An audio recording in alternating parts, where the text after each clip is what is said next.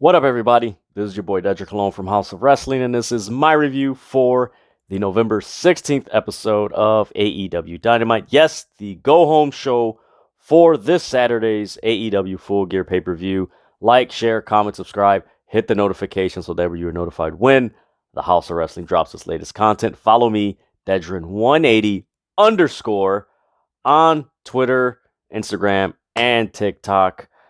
Man, also like this video, man. Just like it, tell your friends, family, coworkers, any wrestling fans you know of that might enjoy this. Send it to them, and hopefully they enjoy it. But man, tonight's AEW Dynamite, I gotta say, it was a decent show, but for me, I have mixed feelings about it. I felt that the show could have been a lot more aggressive, a lot more physicality, a lot more intensity, um, just a lot more grit to it. It just felt like it was very um, basic. I don't know if basic's the right word. Just very like easygoing. There you go. It was just very easygoing, and not in a good way. Just more like it felt like the crowd was waiting for something, and of course we got what we were anticipating in the show. I'll get into the results and everything else a little bit later on, but um, you had some solid matches, but it was, I don't know, just something. I'm not gonna say this was one of the worst go home show, and I'm not gonna say, oh, this was not a good go home show for their pay per view, and try to over analyze tonight's AEW Dynamite. I'm taking it for what they gave, and we'll see what happens at Full Gear, because there's a lot of anticipation surrounding the main event, and there's also more anticipation surrounding the trios titles, which I'll get into a little bit later. But yeah, this was just a very, man, I just felt it could have been a little bit more. Like there was like a soul or something missing. Like it was just a void. That was just something was missing. I don't know what it was, but it just felt like something was missing. And hopefully, and I do think after this Saturday, going into next week's Dynamite, that's when I think things are going to get like real gritty, and I'm looking forward to that. But before I get into all that happened on this episode of AEW Dynamite, I am going to do what I always do and give you guys the results first, so that way you know what happened and who won, who lost, and all that stuff. So in the opening match, you had Claudio Castagnoli and Bryan Danielson defeat Chris Jericho and Sammy Guevara. In the second match, you had Swerve Strickland defeat Anthony Bowens from the Acclaimed. Then you had Death Triangle defeat Top Flight and AR Fox. Shout out to Darius Martin. It was good to see him back in the ring. Of course, he dealt with a last year he spent 13 months due to a knee injury, and then unfortunately he got into a car accident, and now he's recovered. And it was just good to see him and his brother back in the ring. And AR Fox, that brother can go. Then you had Ethan Page defeats Bandito and move on in the World Title Eliminator Tournament. Of course, this Saturday he will face the winner of I believe he's facing the winner of the Ricky Starks and Lance Archer match. So we'll see what happens there. And then you had Toni Storm defeat Anna Jay. And yes, that was crazy. Actually, now that I think about it, I believe Toni Storm and Anna Jay are you can classify them as the second main event, women's main event in AEW history. Granted, what finished the show was Moxley and MJF, but as a match, Toni Storm is doing her thing. She is doing her thing. She's had some solid matches, and I do got to say, her coming to AEW, she fits AEW. She fits AEW more than she fit WWE. And it's not a shot at WWE. It's just certain wrestlers fit better in certain promotions than another. That's just how it is. It's no different than certain actors fit in certain roles than other actors, but that's just how it is. So that is the results for the AW Dynamite show, the go home show for Full Gear. But man, this first match, Jericho, Sammy Guevara versus Claudio and Danielson. One thing I do want to touch on, and man, it's not a WWE thing. It's actually, I believe it's a pro wrestling thing. And I've noticed that a lot of fans, I don't know if it's fatigue or if it's maybe we've allowed ourselves to get caught up in our imagination and what we would like to see in pro wrestling, that when we see what they present, we're just like, oh, and it's not a bad thing to imagine or fantasy book and stuff like that. But I do think that if we, and I'm talking, including myself in this, that if we allow ourselves to, have all these fantasy bookings and stuff, that we kind of take away from what they're trying to present to us. And, without us knowing what's really going on backstage, and this applies to WWE as well, that we kind of disappoint ourselves with what happens. Granted, there's certain things we're just like, man, why did they do that? But for the most part, it's just like we kind of disappoint ourselves with what we think they should do, and not just go with what they give us, and not so much that, but like just, I don't want to say be patient, but just take it, see how it goes, and then it's like, yeah, I'm not feeling this, or I'm feeling this. So, but yeah, tonight's crowd was very energetic, but it was actually one of the more subdued AEW crowds. Maybe it's because it was in Bridgeport, Connecticut, Connecticut is the home of the WWE, so maybe it was that whole thing. But this opening match, Jericho, Sammy Guevara versus Claudio and Danielson, I mean, it started off, both men were brawling. There was a lot of back and forth, a lot of athleticism from Sammy Guevara. Him and Bryan Danielson have a chemistry. I enjoyed this match for what it was in the opening match. I do think that they should have opened with AR Fox and Top Flight versus Death Triangle, because that was a very exciting match. And I think this match was just a continuation of, the matches that we've seen the past month or so. And it's just like, I don't know. I know many people, including myself, are just like, man, like, we really want this Blackpool Combat Club jazz stuff to like go on. Like, we want to see Bryan Danielson go on to like wrestle other people. Like, it's like, how many variations of Danielson, Jericho, Guevara, Matt Menard, Angelo Parker, and Jake Hager can you throw at Bryan Danielson and Daniel Garcia? Like, how many different combinations can you put? And it's, you think about it, Jazz and you could say Claudio, Moxley. Man, actually, Claudio's been feuding with Jazz since June. So that's June, July, August, September, October, November. He's been feuding with them for 6 months.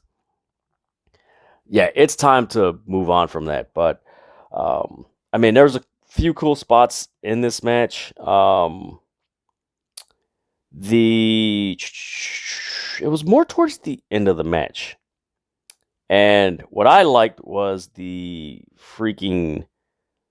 Claudio swings. So he did about 6 swings, and Jericho had, what was cool about that was that he had Jericho's holding Floyd, the bat, and Claudio swing him around, and he's holding the bat. And one thing that stuck out to me, like, the ref, like, Aubrey Edwards just stood there, and I was like, why didn't you, like, DQ him or just like you let him like I don't know. It just kind of maybe that's just me, but it was just like and Claudio's just swinging him around, and then of course he stops, and then he puts him in a sharpshooter, and he has him in a sharpshooter, and he has the bat on his shoulder, and Jericho taps out from the Scorpion Deathlock. After that, we get a video package hyping up Jon Moxley and MJF. And you know what?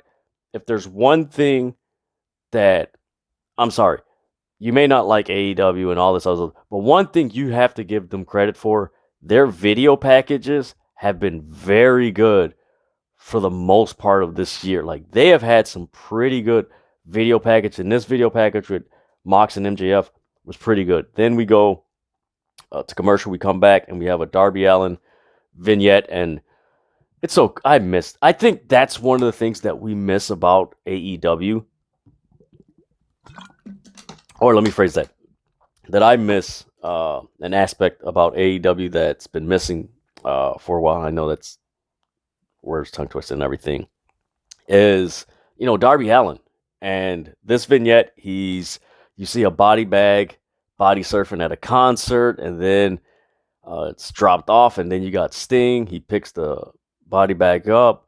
Darby, he unzips the body bag. It looks like he's bleeding. He gets in the front seat. Him and Sting are driving down this desert highway, and Sting looks at the camera, and he's like, at Full Gear, it's showtime. So, of course, they're hyping up the Jeff Jarrett, Jay Lethal, Darby, and Sting match, which, honestly, that match should be on Rampage. I don't know if yet, and this is just a side note, I don't know if they've added Wardlow, Hobbs, and Samoa Joe for Full Gear at the time of this recording. So if you're watching this review and you see on social media that they've added Wardlow, Hobbs, and Samoa Joe for Full Gear, and you don't see it here, that's why. So they probably added it after the time of this recording. And then after that video package with Darby Allin and Sting, you get Jeff Jarrett, and he's like, the last time, you keep going back to the stuff that you said, 20-some years ago, and it's showtime, and this Saturday it's going to be the last time, and get the hell out of here, get the hell out of here. I mean, it is what it is. I don't expect Jeff Jarrett to give anything at the level that he gave when he was in TNA and in WCW. Basically, they're using him. He's a legend, so they're using him like a legend, like Sting is somewhat, or like they've used Sting so far. Let me phrase that. Then we go to Anthony Bowens and Swerve Strickland. I gotta say, this was the entertaining aspect of this show. The ending, this is where, I don't know what it is with wrestling crowds lately, but it just feels like wrestling crowds are. I noticed this the past couple of weeks with Raw, and I noticed this Wednesday with Dynamite, that you have, mind you, AEW's crowd for the most part was pretty active, but not like it usually is. Maybe it's the city, but it just, man, this match, it was, they got, as soon as the Acclaim came out, they just lit up and everything, but towards the end of this match, they were just like, oh, I don't know, it was just really unique and weird. So Anthony Bowens comes out with the Acclaimed, and then they're like, yeah, we're going to show you our music video. They show their music video, and did not expect this. You have Max Caster and Anthony Bowens being announcers, and they're interviewing Paul White as Captain Insano from The Waterboy. That was a cool throwback. I liked that. That was funny. A nice, cool way to introduce Captain Insano into AEW's television. Really cool. I enjoyed it. I love The Waterboy. That's one of my favorite movies. But man, this music video was pretty funny. Please go check it out. Then we after the music video, you had Billy Gunn, he tackled Swerve Strickland, which that resulted in Billy Gunn and Max Caster getting ejected from ringside. Then you had of course, the "Oh, Scissor me daddy" chants. Like, you always, like, I tweeted this, and the Acclaimed, you could say, like, they've already drawn comparisons to the New Age Outlaws. Like, they are AEW's version of the New Age Outlaws because of the reaction that they get, and they're over, and they're just like, people love them, and just all this, like, they're super, super over. And I don't know, maybe sometime next year they join forces with another two guys, and you have a AEW's version of DX, which I'm not all for reboots and paying homage, but I'm sorry. If the comparison's there of them and the New Age Outlaws, who the hell is the Triple H and Shawn Michaels that they join with, or the Triple H and X-Pac and China that they join with, that takes them to that next level? I mean, I know it's sidetracking, but I mean, you could put the Acclaimed with Jade Cargill, Ricky Starks, and who? Hook? You could put those people together as a faction. That'd be pretty funny. So yeah, you had the "old Scissor Me Daddy" chants. There was a nice spot where Bowens did a nice dive on Swerve Strickland. Actually, no, Swerve dove on Anthony Bowens, and then it was a crazy, like, a backdrop that he did to Anthony Bowens on the barricade, which, like, he landed mostly in the crowd. Then they went to commercial, and they or picture in picture, and they came back. Then you have Swerve. Later on in the match, he did a jumping knee from the top turnbuckle onto Anthony Bowens' head. Then that resulted in, the crowd saying, let's go Bowens, let's go Bowens. And then you had Swerve do the Swerve stomp, and then Bowens kicked out. But then later on, Swerve did his signature driver maneuver for the pin, 1, 2, 3. So Swerve Strickland wins. One thing that caught my attention that was kind of peculiar was that there was no Keith Lee. And that's pretty interesting, because with a feud that's very interesting like this, you would anticipate, Keith Lee would be there or something like that. But I don't know. They might have something in store for us at Full Gear. I don't know. I want to see how that match plays out, and how where the Swerve Strickland Keith Lee dynamic goes, because Swerve Strickland is more has been doing more heelish things, and Keith Lee notices it, and sometimes patience runs thin, and he's like, you know what, the hell with this. Then we get a video promo of Jade Cargill and Nyla Rose. Very good video package. I'm looking forward to that match. That might be a match that Jade Cargill, I mean, compared to when she first started, like, she's really improved in everything. And I don't know, 2023 is going to be a big year.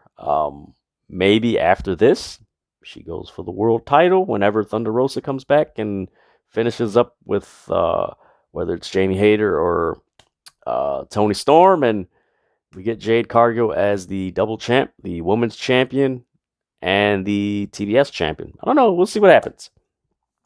Then we get Samoa Joe in the ring. He comes to the ring, interviewed by Tony Schiavone, and whoo, man, we got a glimpse of the Samoa Joe that we love. Man, oh man, that intensity, and for the little bit that he spoke, and with the inflection and the aggression and the intensity that he spoke with, you knew the crowd, from the crowd reaction, you knew the crowd was like, yes, this is the Joe that we've been waiting for. The man's been too quiet for so long in AEW that, no, this is the Joe we want to see. We want to see an aggressive Joe. We want to see the Joe that's going to eviscerate people on the mic.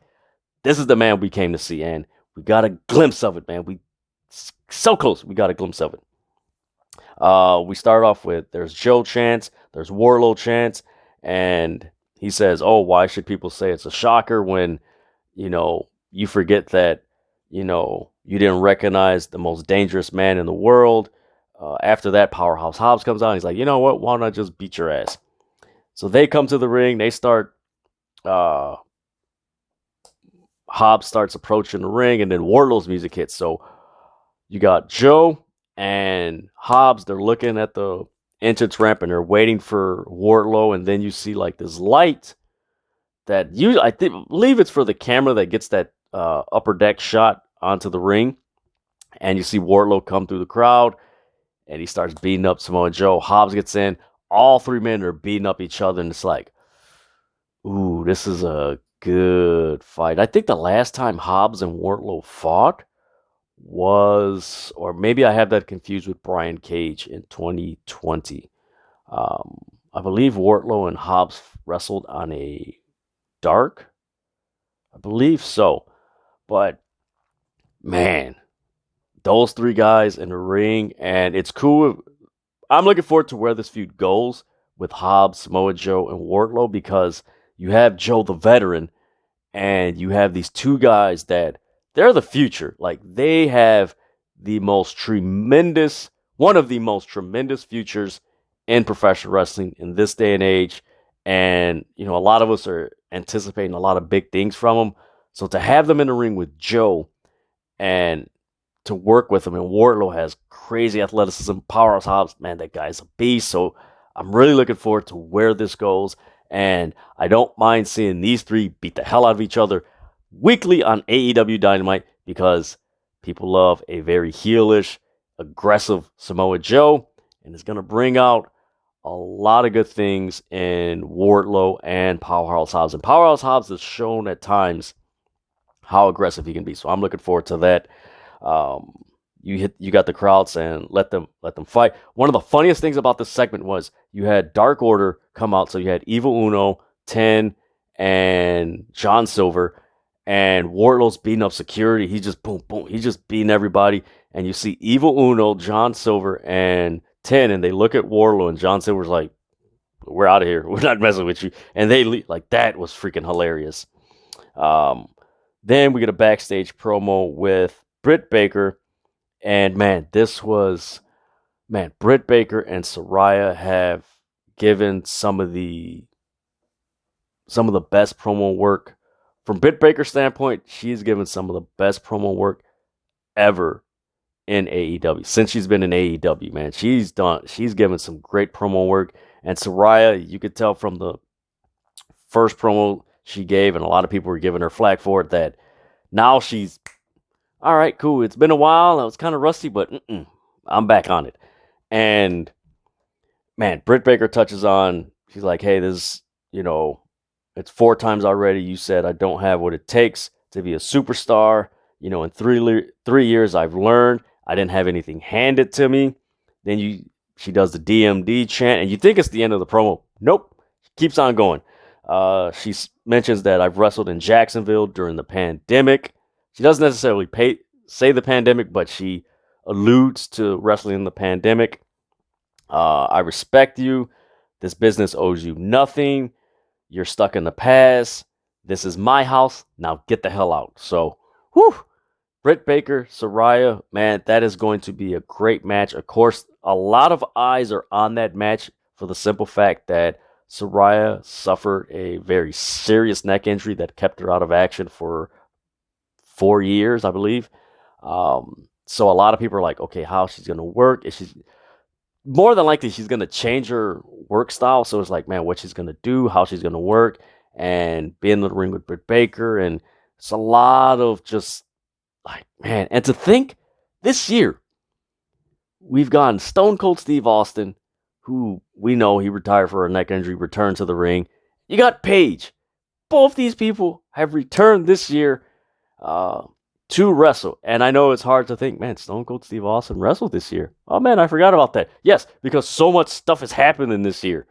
Man, that Britt Baker-Saraya match, that's going to be there's going to be something. There's going to be something to see, and I'm looking forward to it, and I hope that it over delivers, not under delivers. I hope it over delivers, and I hope that Saraya comes out just fine. Maybe sore, but man, hope everything.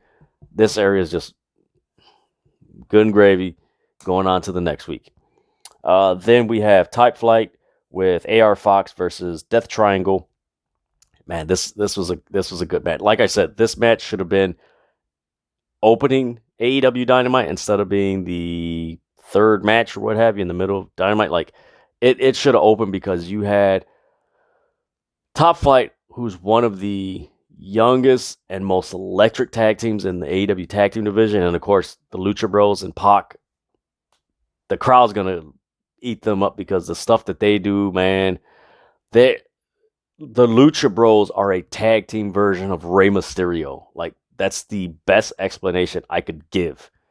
And Rey Fenix is just freaking amazing. But man, you had it starts off with respect between Darius and Rey Fenix. They shook hands and everything. It was just a lot of back and forth, a lot of counters. There was one spot where it was like a flinging cutter where Pac was on the ground and both Top Flight members, they like pulled him up in midair, and AR Fox like gave him a cutter. One of the most coolest cutters that I've seen in a trios match. I was like, oh, now that's cool. And this crowd really popped. There was a few moments during this match that the crowd chanted, man, this is awesome. This is awesome. Then you had the 450 splash by AR Fox, which didn't result in a pin. Then you had Penta do the Penta driver. And then you had Pac execute that freaking beautiful 450. How a human being flips and spins and moves like that in midair, man, that is some talent. I don't like the match. I don't like it. Man, for someone to move their body like that in midair and flip, man, that's sweet. They win, but the big story wasn't this match. It was what happened after this match. So Pac grabs the mic and he's like, do you think we're stupid? We know what's going on here with these little videos that's been playing. And he mentions if there are certain individuals who want to step up to Death Triangle, then why don't you step up at Full Gear? And he mentions Bring the Heat this Saturday. So as they're about to leave, this video shows of a clock, and it hits 12, and then you have the match graphic of Death Triangle from Full Gear, and then you have this faded image go back to a full image, and it's none other than the Elite. Yes, the Elite are back, and they will face Death Triangle for the Trios titles at Full Gear. Man, I am looking forward to this match because there's a lot of just intrigue with this, because the last time we saw the Young Bucks and Kenny Omega, they won the 6-man titles at All Out. But of course, we know what happened after All Out. So, how are they going to come out? The reception that they got when the video showed of them facing Death Triangle, the crowd cheered. Like, it was just, yeah! And it was like, oh, okay. But it's going to be real interesting, like, I think it's just more, where are they going to go with the Young Bucks and Kenny Omega? Like, creatively, like, where is this going to go? Like, there's still, maybe it's just me, but it feels like there's still that cloud of the backstage, or what many people have called it, brawl out, the backstage incident between them and CM Punk. And it's just like, okay, where is this going to go? Who are they going to feud with? Where and how is this going to play out? There hasn't been, man, it's been since September. Yeah, there hasn't been Being the Elite episode in October, a month. No, 2 months. there hasn't been an episode of Being the Elite, so it's like, are we getting that back? So, man, there's so much stuff to this match with the Death Triangle and the Elite, man. It's really intriguing, and man, it's just, where's this gonna go with the Elite and Kenny Omega and the Young Bucks? How, like, I have to watch to see how this plays out. I think that's what it sums up. I gotta watch this to see how this plays out, and after Full Gear, I gotta watch Dynamite to see how this plays out with the Young Bucks and see where this goes in 2023. Then we get a backstage promo with Ricky Starks, and he mentions how he was attacked by Lance Archer last week, and he tells him, you know what, I talk in absolutes, and this Friday, I'm going to beat your ass from backstage into the ring. I do anticipate Ricky Starks winning. I do think we're going to get Ricky Starks versus Ethan Page at Full Gear. Ooh.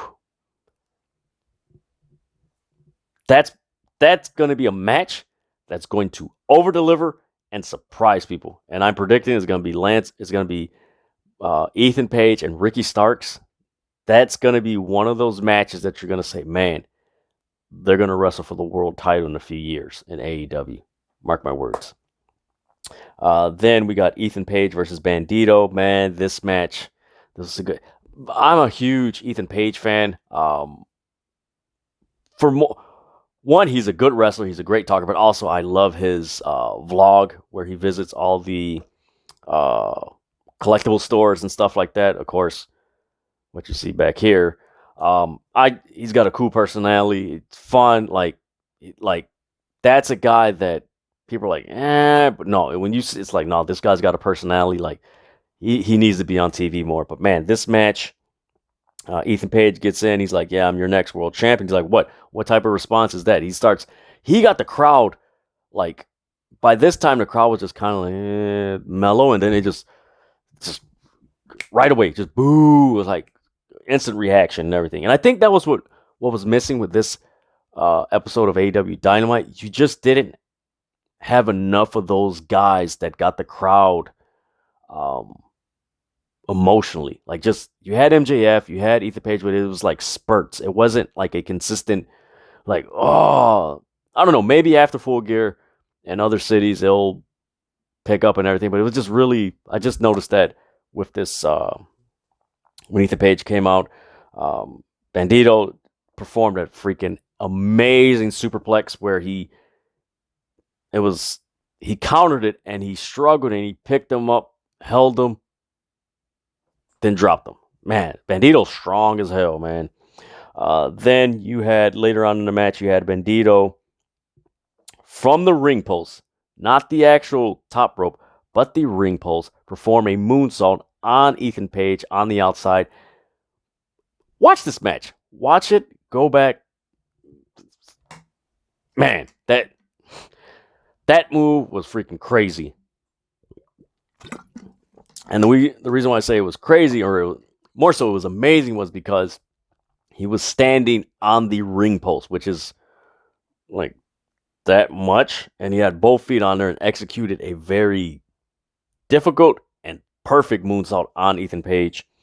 Then you had Bandito counter a Razor's Edge from the top rope, which that was amazing because he countered into a, you could call it a Frankensteiner, more of a Frankensteiner, and that was amazing. The timing to execute that move, like 1 second late, 1 second early, it could be just really ooh, but man, that was so beautiful, man. Then, of course, later on, you had Ethan Page. He knocked Bandito off the top rope. Then he gave him a shoulder block, performed the Eagle's Edge for the pin, 1, 2, 3. So Ethan Page goes on in the finals of the AEW World Title Eliminator Tournament, and I guess he's awaiting the winner of Ricky Starks and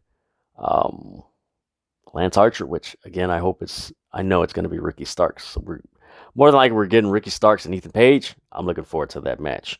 Then we get a video package of Luchasaurus and Jungle Boy. Then we come back from commercial, and we have a backstage interview with Saraya with Renee Paquette. Forgive me, guys. And she's basically saying, I'm sick of the back and forth with Britt Baker. I wanted the best, and I wanted you, Britt, and I will see you this Saturday. And nice comeback. And like I said, man, Britt Baker and Saraya, from where this thing started, from Saraya's debut to now, like the verbiage and back and forth, man, this is so good. And like I said, the intrigue is, this is Saraya's comeback, and she's coming back from a really bad neck injury, and just got to see how this thing goes. Then we get a video package of Eddie Kingston and Ortiz, and it's hyping up their match for Rampage against Takeshita and Jun Akima, DDT Pro Wrestling. That should be a dope match on Rampage. I'm going to look forward to it. Rampage, and it's going to be live. So that's one thing I didn't care too much for last week, that it wasn't live. It was just like, eh. But this week, man, this should be a pretty fun AEW Rampage. Then we get Anna Jay and Toni Storm. This match was... Toni Storm has had some really solid matches, and man, I don't know, man. I think, man, Anna Jay was doing so well up until they put her with Jazz, the Jericho Appreciation Society, and it just seems like ever since they put her in there, like, it just... something's off. Like, me personally, look, if she's, I believe off screen, like her and Jungle Boy are an item, put her with Jungle Boy. Like, maybe that's a logical thing to do. Just put her with Jungle Boy, get her away from Jericho Appreciation Society, put her there, because they already have Ty Conti. Like, it just doesn't, it's not clicking. It's not fluid. Like, put her with Jungle Boy. The crowd was getting behind her as she was a face, and when she turned heel, like, it just, like, all the momentum and just the intrigue that you had in her, it just, like, stalled.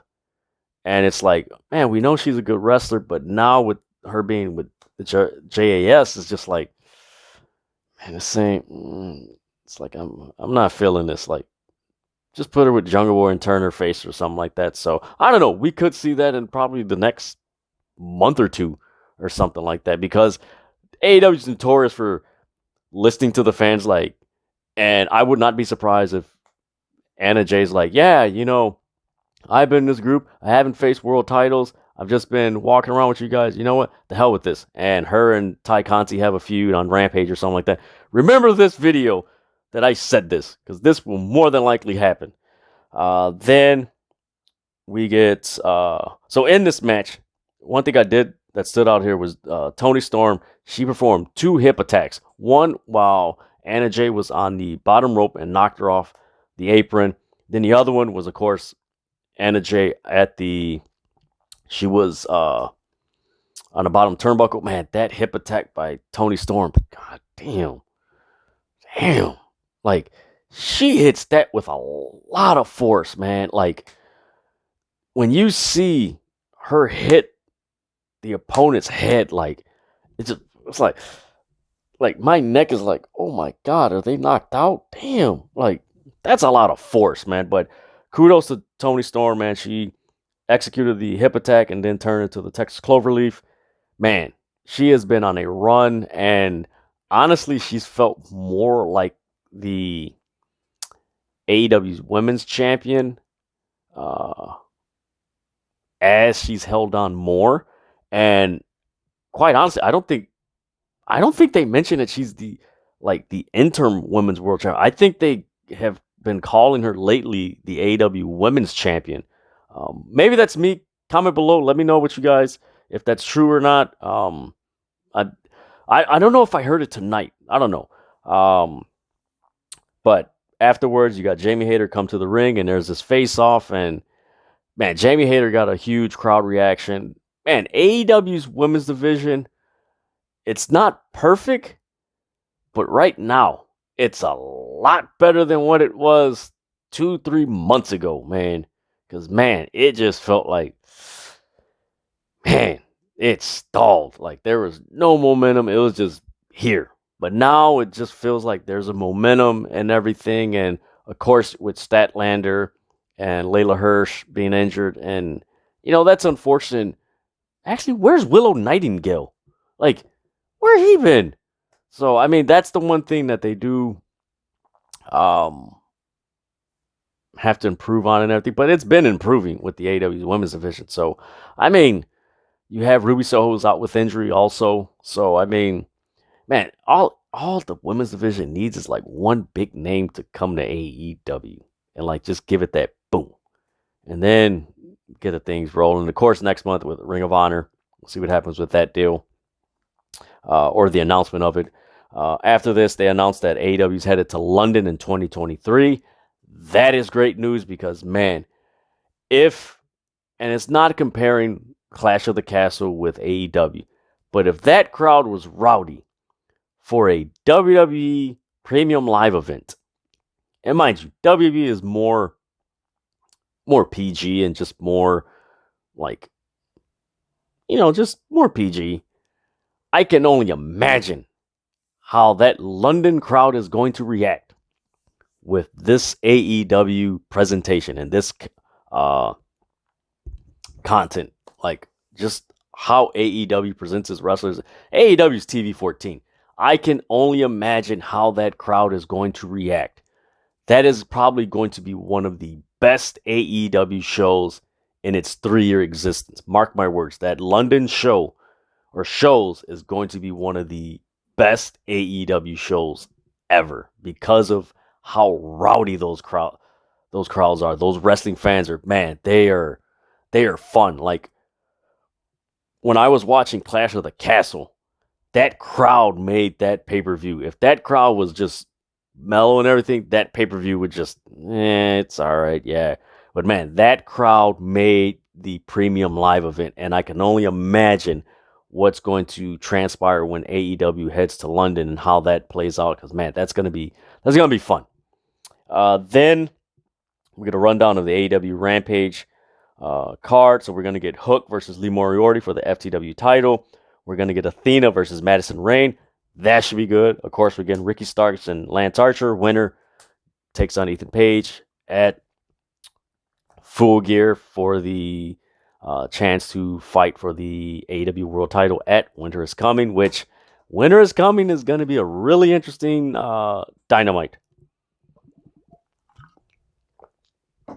Then they also announced that, of course, Eddie Kingston and Ortiz versus Takeshita and Jun Akima. That should be a pretty solid match. So, man, that Rampage actually, this is probably going to be one of the better or one of the best Rampages heading into a pay-per-view. Because I think one of the first ones, like, it was just like, all right, I think it was the Minneapolis Rampage back at Full Gear last year that was just like, huh? But this Rampage, I mean, you got stakes. You got the FTW title defended. You got Ricky Starks, and if he wins, he goes on to face Ethan Page for a chance at the to face the world title champion at Winter is Coming. You got DDT Pro Wrestling represented with Takeshita and Akima and Eddie Kingston and Ortiz, and then you got Athena and Madison Rayne. That's a pretty solid. That's probably one of the best Rampage cards heading into a pay-per-view. So I like this card. I'm really looking forward to this Friday and how that plays out and everything. I'm looking forward to watching that. Then we get Jon Moxley coming out and MJF. One thing that kind of took away from this promo, I thought it was decent and everything, was Jon Moxley kept mentioning, yeah, this Sunday. And then he later in the promo, he goes at MJF and he's like, yeah, the pay-per-view is this Sunday, right? Yeah, okay. Like, I thought that was really weird. I don't know, man. It was just like that kind of took away from what they were trying to present. But you can definitely tell the crowd is behind MJF. Like that is the guy that is going to have this title for the next year. Like that is the guy that he's going to hold that title, and it's going to be interesting to see who takes that title off of him. That is going to be some real interesting stuff. Like, who is the person that's going to take the AEW World title off MJF? Like, that's going to be really interesting. I know some people, it's crazy. Like, some people said online, like, man, it'd be so interesting if MJF has the title for the whole year, and when his contract's up or about to be up, like, it's Cody Rhodes that takes the title from him. Like, huh? Like, in a perfect dream world, that'd be dope. But Cody Rhodes has a multi-year contract that he's got to fill out. Like, that ain't happening in 2023, 24. Like, that's the likelihood of that is like 0.1%. So yeah, outside of that, Moxley, he talks about who is Jon Moxley. He's like, I've traveled the world. I've defined the AEW World Championship. I love pain. I'm sick in the head. I just don't care. Then he mentions who is MJF. He's had one win in the last 6 months. He wears this stupid Halloween devil mask to get the world title or the poker chip at the ladder match, which was one of the worst endings for a ladder match, which I thought was really weird to him. It's like, huh? Like that, I don't know, just really weird. And MJF likes to give off this perception that he's perfect. He's perfectly curated. Then he tells the crowd that he's a kid playing wrestler, and I'm challenging you. You're not challenging me. So as he says this, and he's looking at the stage, you see Stokely come down to the ring, and then you see Lee Moriarty attack, and then the whole firm gets involved, and they beat him up, and MJF comes out, fights all of them off, and you have Ethan Page accidentally hits W. Morrissey, and then he grabs the mic and he's like, I didn't save you. He says, I saved you so your fans don't have some dumb excuse to why I beat you. And he's like, I've gotten into this business to become the best wrestler in the world. I'm not a kid. From the first time we fought, I need that belt. The AEW belt makes you the best. It's my time. And the greatest trick that the devil ever did was make people think he doesn't exist. And he's like, I'm better than you, and you know it. Moxley grabs the mic. He's like, I never saw the big deal in you. Maybe I have to reach in you and bring it out. And this is where he's like, this Saturday, this Sunday, this Saturday, the training wheels come off, which kind of left it kind of flat. But in the end, you saw William Regal look like this enthusiasm, and I don't know. Everybody's anticipating the firm helping MJF win the title, and everyone's anticipating MJF making this thing a whole swerve that him and the firm were in cahoots all along.